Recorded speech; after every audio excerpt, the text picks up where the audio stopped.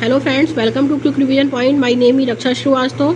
Friends, आज हम UG NET paper first में हायर एजुकेशन से रिलेटेड इंपॉर्टेंट क्वेश्चन को डिस्कस करेंगे, मोस्ट रिपीटेड क्वेश्चन को, जो कि फ्रेंड आने वाले यूजी नेट एग्जाम के लिए इंपॉर्टेंट रहेगा। बार बार पूछे जाने वाले ये क्वेश्चन है फ्रेंड्स, ओके, हायर एजुकेशन से रिलेटेड। तो चलिए स्टार्ट करते हैं। फर्स्ट क्वेश्चन क्या है, भारत का वो विश्व का पहला विश्वविद्यालय कौन सा है? ए है नालंदा, विश्व है तक्षशिला, सी है विक्रमशिला एंड डी है बल्लभी। तो भारत का वो विश्व का पहला विश्वविद्यालय जो है वो है तक्षशिला विश्वविद्यालय। तक्षशिला विश्वविद्यालय जो है वो भारत का वो विश्व का पहला विश्वविद्यालय है, ओके। और तक्षशिला विश्वविद्यालय किस नदी के बीच स्थित है? वो सिंधु व झेलम नदी के बीच में स्थित है, ओके। कौन सा विश्वविद्यालय ऐसा है जो सिंधु और झेलम नदी के बीच में स्थित है? तो वो है तक्षशिला विश्वविद्यालय। और वर्तमान में रावलपिंडी, इसके जो खंडहर स्थित है वो रावलपिंडी में स्थित है, पाकिस्तान में पड़ता है, ओके। और ये पहला ऐसा विश्वविद्यालय है तक्षशिला विश्वविद्यालय जो महान देशम मार्ग पे स्थित था। तक्षशिला विश्वविद्यालय पहला ऐसा विश्वविद्यालय है जो महान देशम मार्ग पे स्थित था, ओके। और 1980 में यूनेस्को के द्वारा इसको विश्व धरोहर सूची में शामिल किया गया है। तक्षशिला विश्वविद्यालय को 1980 में यूनेस्को के द्वारा जो है उसे यूनेस्को के द्वारा जो है इसको विश्व धरोहर सूची में क्या किया गया है, शामिल किया गया है। और तक्षशिला विश्वविद्यालय ऐसा पहला विश्वविद्यालय है जो किसके लिए, जो महान देशम मार्ग पर क्या है, स्थित है, ओके। तो राइट आंसर इसमें जो होगा वो बी हो जाएगा, तक्षशिला विश्वविद्यालय।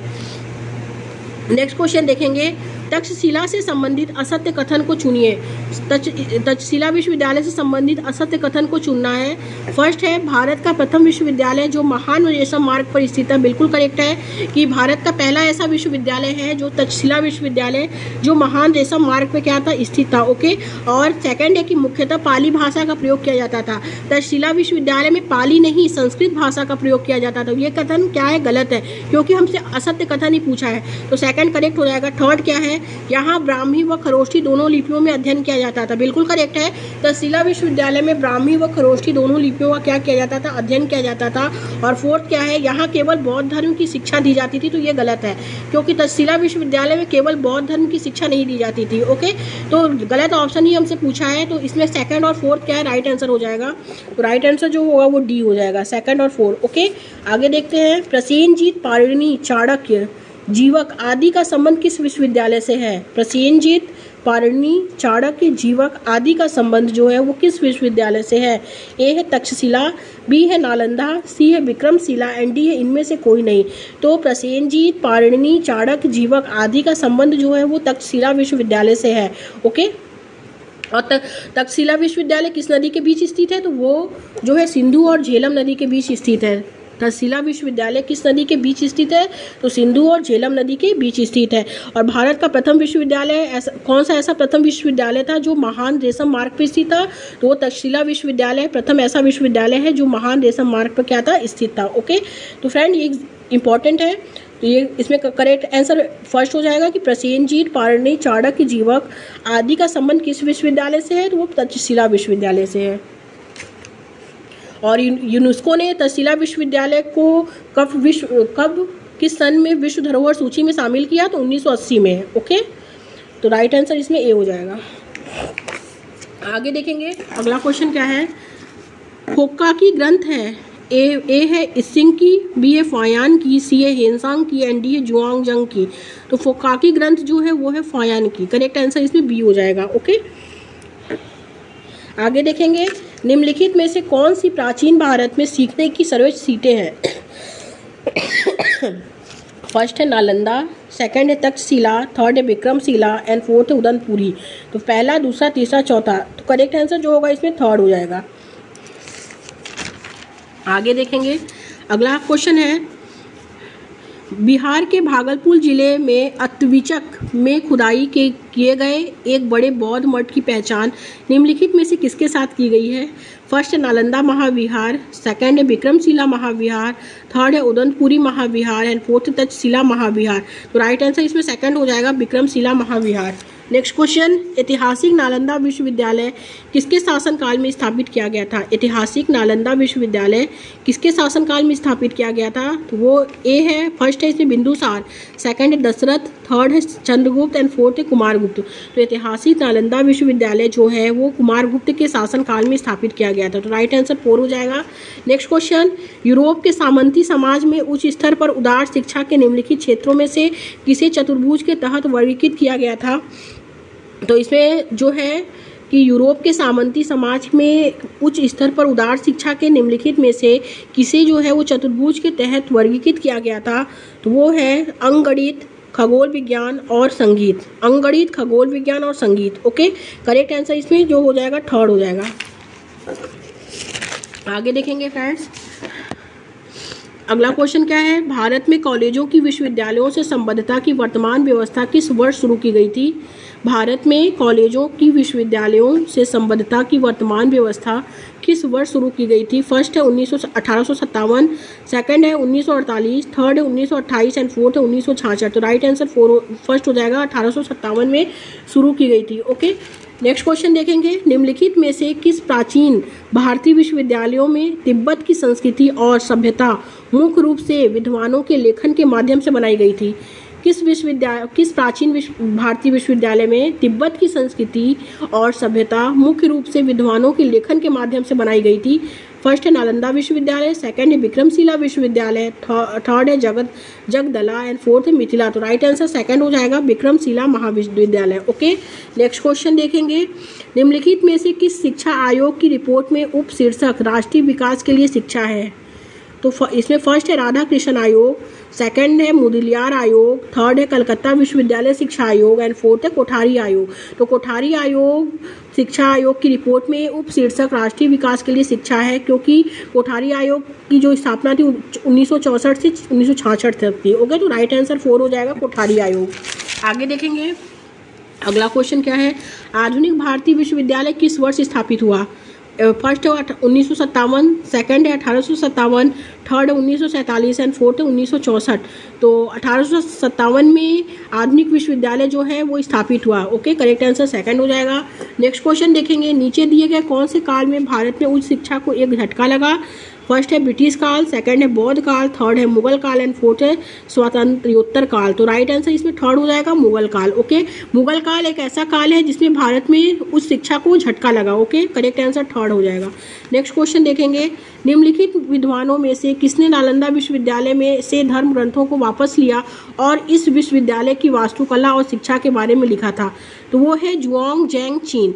जुआंग जैंग चीन जो थे वो ऐसे विद्वान हैं जिसने नालंदा विश्वविद्यालय से धर्म ग्रंथों को वापस लिया और इस विश्वविद्यालय की वास्तुकला और शिक्षा के बारे में लिखा। तो राइट आंसर 3rd हो जाएगा। नेक्स्ट क्वेश्चन, 4 वेदों के युग में छात्रों को वैदिक पाठशालाओं में प्रवेश दिया गया था? निम्नलिखित में से किस समारोह के प्रदर्शन के बाद यह किया गया था? तो फर्स्ट है उपनयन समारोह, सेकंड है उत्वर्षणा समारोह, थर्ड है शतपथ समारोह एंड फोर्थ है धनुर्विद्या समारोह। तो करेक्ट आंसर फर्स्ट हो जाएगा, उपनयन समारोह। नेक्स्ट क्वेश्चन, निम्नलिखित में से उस कालावधि को चुनिए जिसमें भारत उस शिक्षा का केंद्र बना। फर्स्ट है गुप्त काल, सेकंड है बौद्ध काल, थर्ड है मुगल काल एंड फोर्थ है ब्रिटिश काल। तो करेक्ट आंसर जो हो जाएगा वो 3rd हो जाएगा, इसमें करेक्ट आंसर इसमें फर्स्ट हो जाएगा, गुप्त काल। ओके, नेक्स्ट क्वेश्चन देखेंगे। नेक्स्ट क्वेश्चन क्या है कि स्वतंत्रता पूर्व काल में निम्नलिखित में से किसने विश्वविद्यालय शिक्षा आयोग गठित करने हेतु सबसे पहले पहल की थी? तो वो है लॉर्ड कर्जन ने। करेक्ट आंसर फर्स्ट हो जाएगा। ओके, नेक्स्ट क्वेश्चन, शिक्षा की बौद्धिक प्रणाली में शिक्षा का माध्यम निम्न में से कौन सा रहा है? तो वो संस्कृत रहा है। ओके, करेक्ट आंसर फर्स्ट हो जाएगा। नेक्स्ट क्वेश्चन देखेंगे, निम्न में से किस प्राचीन भारतीय विश्वविद्यालय को न्याय और तर्कशास्त्र में उन्नत और विशेष अध्ययनों के मुख्य केंद्र के रूप में जाना जाता था? निम्न में से किस प्राचीन भारतीय विश्वविद्यालय को न्याय और तर्कशास्त्र में उन्नत और विशेष अध्ययनों के मुख्य केंद्र के रूप में जाना जाता था? तो फर्स्ट है इसमें जगदल विश्वविद्यालय, सेकंड है मिथिला विश्वविद्यालय, थर्ड है नादिया विश्वविद्यालय एंड फोर्थ है बल्लवी विश्वविद्यालय। राइट आंसर सेकंड हो जाएगा, मिथिला विश्वविद्यालय। नेक्स्ट क्वेश्चन देखेंगे, निम्नलिखित में से कौन सा प्रवेश का तरीका प्राचीन काल में नालंदा विश्वविद्यालय में प्रचलित था? फर्स्ट है प्रवेश परीक्षा, सेकंड है साक्षात्कार, थर्ड है अच्छी शैक्षणिक साख और फोर्थ है साथियों के साथ चर्चा। तो प्रवेश परीक्षा जो प्रवेश का तरीका प्राचीन काल में क्या था? नालंदा विश्वविद्यालय में प्रचलित था प्रवेश परीक्षा। करेक्ट आंसर फर्स्ट हो जाएगा। नेक्स्ट क्वेश्चन देखेंगे, प्राचीन भारत में उच्च शिक्षा में अधिगम के तरीकों में ज्ञान प्रदान करने के लिए फिल इन द ब्लैंक शामिल नहीं था। क्या शामिल नहीं था? फर्स्ट है कहानी कहने की विधि, सेकंड है स्मरण विधि, थर्ड है चौक और टॉक विधि एंड फोर्थ है प्रश्न और उत्तर विधि।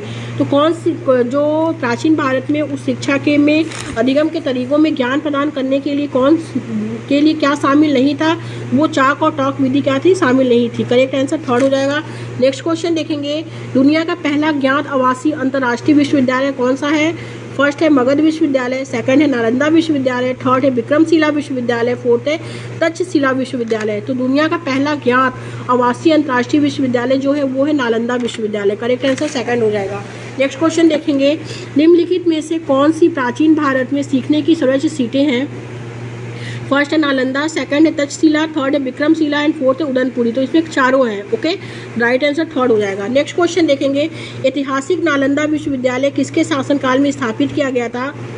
तो ए है इसमें बिंदुसार, बी है दशरथ, सेकंड है दशरथ, थर्ड है चंद्रगुप्त एंड फोर्थ है कुमारगुप्त। राइट आंसर फोर हो जाएगा कुमारगुप्त। नेक्स्ट क्वेश्चन देखेंगे, अष्टाध्यायी किसके द्वारा लिखी गई थी?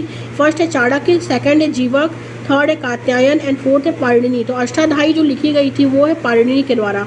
राइट आंसर फोर हो जाएगा। नेक्स्ट क्वेश्चन देखेंगे, नालंदा विहार किसके द्वारा नष्ट किया गया था? फर्स्ट है बख्तियार खिलजी, सेकंड है कुतुबुद्दीन ऐबक, थर्ड है मोहम्मद बिन तुगलक एंड फोर्थ है अलाउद्दीन खिलजी। तो नालंदा विहार किसके द्वारा नष्ट किया गया था? तो वो बख्तियार खिलजी के द्वारा नष्ट किया गया था। करेक्ट आंसर फर्स्ट हो जाएगा। ओके, आगे देखेंगे, निम्नलिखित में से कौन सा विश्वविद्यालय यूनेस्को की विश्व विरासत सूची में शामिल है? कौन सा विश्वविद्यालय जो है वो यूनेस्को की विश्व विरासत सूची में शामिल है? फर्स्ट है नालंदा विश्वविद्यालय, सेकंड है अजंता विश्वविद्यालय, थर्ड है पुष्पगिरी विश्वविद्यालय, फोर्थ है विक्रमशिला विश्वविद्यालय। तो वेरी इंपॉर्टेंट क्वेश्चन कि कौन सा ऐसा विश्वविद्यालय है जो यूनेस्को की विश्व विरासत सूची में शामिल है? तो वो है नालंदा विश्वविद्यालय। और कब शामिल किया गया है? तो 1980 में। किस वर्ष? तो 1980 में यूनेस्को ने इसे विश्व विरासत सूची में शामिल किया है। ओके, 1980 में। तो करेक्ट आंसर फर्स्ट हो जाएगा। नेक्स्ट क्वेश्चन देखेंगे, लास्ट क्वेश्चन है, स्वतंत्रता पूर्व काल में निम्नलिखित में से किसने विश्वविद्यालय शिक्षा आयोग गठित करने हेतु सबसे पहले पहल की थी? तो फर्स्ट है लॉर्ड कर्जन, सेकंड है लॉर्ड रिपन, थर्ड है लॉर्ड वेलेस्ली एंड फोर्थ है Lord waiting. Right answer first हो जाएगा लॉर्ड कर्जन। लॉर्ड कर्जन के द्वारा जो है वो शिक्षा आयोग गठित करने हेतु सबसे पहले पहल की गई थी। ओके, तो करेक्ट आंसर फर्स्ट हो जाएगा Lord Curzon. Thank you friends.